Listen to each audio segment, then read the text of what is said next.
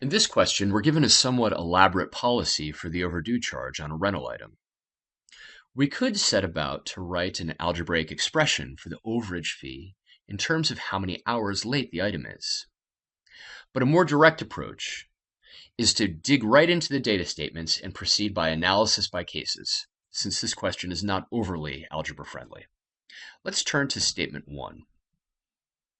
Statement 1 gives us a piece of information that is necessary, but not sufficient, to determine the overage fees.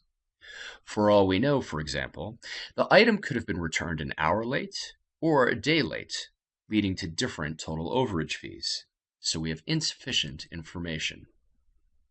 Statement 2, likewise, gives us necessary but insufficient information.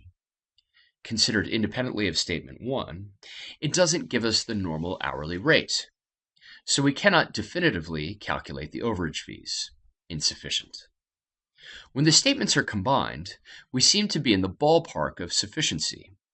We can determine whether we have sufficient information through case analysis. In one case, the item was due 9 a.m. on Monday.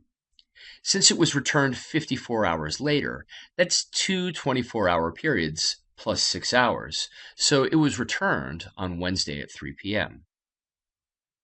Therefore, the overage fee is 8 hours at the regular rate of $12 and 14 hours at the triple rate of $36. We can calculate an exact value here. In another case, suppose that the thing was due later on Monday, say 2 p.m.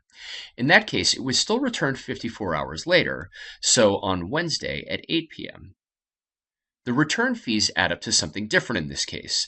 There are only 3 hours on the first day at $12 per hour and 16 hours at the triple rate on Tuesday and Wednesday. We can confirm that these sums, these two valid possible cases, give us different total overage fees. Therefore, we have insufficient information to answer the question definitively. The correct answer is E.